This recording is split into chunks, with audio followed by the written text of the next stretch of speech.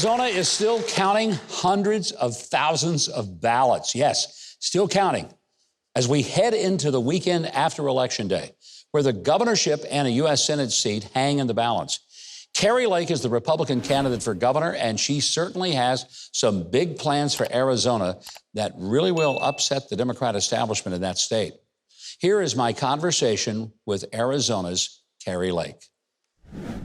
Kari, there is no other race in America that I have been more focused on except one, and I bet you know which one that is. But your race has intrigued me, and quite frankly, there's no candidate that has impressed me more than you have in the entire country. I believe you're going to be the next governor of Arizona, but why is it taking so long? Well, we need to reform our elections out here in Arizona. That's why. And we probably should have done it after 2020, but it didn't get done. It will get done when I'm governor.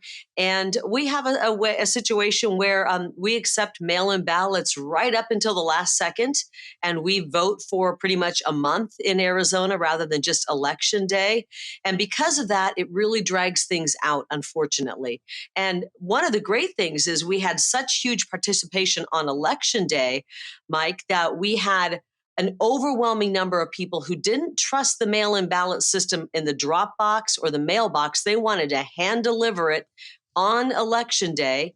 And we had a record number of votes that came in that way. 401,000 hand-delivered mail-in ballots on election day.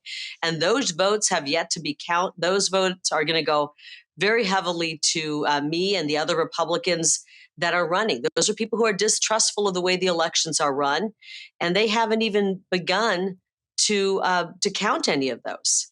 Do you think there's something that was sort of planned to hold counting those votes so it would appear that the Democrats are winning, when in fact most everybody assumes that these day of votes will lean more Republican, probably put you and Blake Masters over the top, and then they will be able to say, oh, look, there must have been shenanigans going on. Was there any nefarious ideas behind that? On election day, knowing that our hardcore Republicans, our MAGA Republicans, were going to show up to vote in person, more than a third of our polling locations had issues with the machines not working, had long lines of more than 2, sometimes 3 hours, and the machines weren't working. The tabulation machines weren't working. And so we had serious problems. I don't know if it was a nefarious act or just incompetence, but regardless, we have to change it. We can't have the whole world waiting on Arizona, the whole United States waiting on Arizona to find out where the balance of power lies. You are the most articulate and strong, forceful candidate that I've seen on the Republican ticket in this cycle. And I think you shocked a lot of people with how effective you have been taking on the establishment in Arizona. You know, I hope you understand that across the nation, there's an extraordinary sense of support for you, not just because of the gubernatorial race in Arizona, but because you've articulated the message of Republicans so very effectively. And we thank you.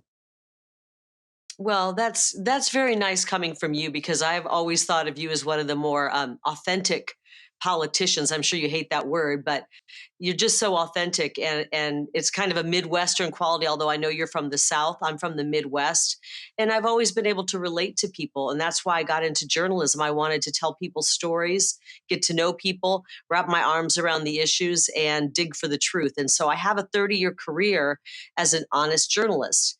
And I think that has really helped me as I get into politics, even though I hate to consider myself a politician.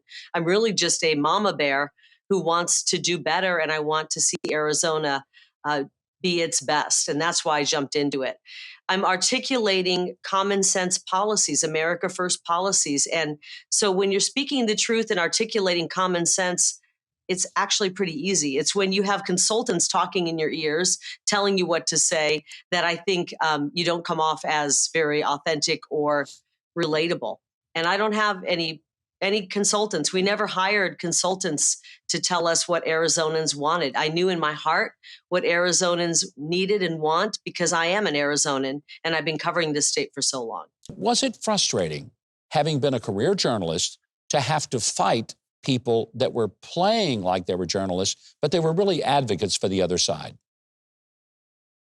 Very frustrating, especially because I worked with a lot of these people. I was colleagues with them. I mean, we worked maybe at competing stations or outlets, but I just figured their disdain for President Trump caused them to behave the way they did. And then I realized, no, it's really a bigger amount of disdain, I think, for the conservative movement. And so even people who I once considered friends have not treated me very well. But that's okay. I mean, this is how it works. And I've really enjoyed exposing the fake news and explaining to people how they operate. You know, we started early on by doing these interviews and bringing our own camera and our own microphones and actually recording the press while they are interviewing me. And it's been really fun to expose them. And you hear their loaded questions full of an agenda that they're pushing. The cool thing, Mike, is that along the way, 525 days of campaigning, by the end of this campaign, I noticed that the press was starting to ask actually fair questions. They kept their opinion out of the question. They didn't do the whole soliloquy in advance of the question. And I feel like I might be retraining them on how to be journalists. We'll see what happens. But if that were the end result, then I would consider myself successful, because that would be really great to retrain a few people on how to be honest journalists. It would be a gift to the nation for sure. Kari, one final question. When will we get the results in Arizona and find out that you are the next governor? Your guess is as good as mine, to be honest. These people are moving at a snail's pace. Unfortunately, they count the votes that come in very, very early, which are typically the Democrat mail-in ballots, and they punish people really who vote on Election Day. They count those votes last. I think it should be the other way around. If you vote on Election Day, those are the ballots that should be counted first, and the mail-ins should be counted after that. That's my humble opinion. And I think it's an accurate one as well. Kari Lake, what a pleasure to be able to visit with you again. I'm just one of your strongest fans in the country. I've watched from a distance at the most effective campaign in the country. You are a rock star among us, and I can't wait to see what happens when you lead Arizona. Thank you for joining us. Wow. That's so nice. And coming from you, that means so much, because I consider you to be a rock star as well. And I just want people to know, they're watching, do not be frustrated. I really do believe that God has a plan. And I prayed a lot before this election, fearing that things could go wrong. And I just said, God, you make this election go whatever way you want. We know we have a movement. We know it's so strong and powerful. We know we're going to win. If this election needs to be complicated, if it needs to be dragged out, if it needs to expose more of what's wrong with our election system, then use us to make that point, because we want to get in and do good things for Arizona. And that includes reforming our elections and bringing back honest elections that people can once again have faith in. So this is all part of the process. We're fine with it. We will prevail, and we will do great things for this state. Kari Lake, next governor of Arizona, all the best to you. Thank you for joining us. Thank you, Governor. You're going to want to follow Kari Lake on social media if you're not already. Head over to Huckabee.tv, where, as always, we've got the links to connect you. Hey, you. Yeah, I'm talking to you.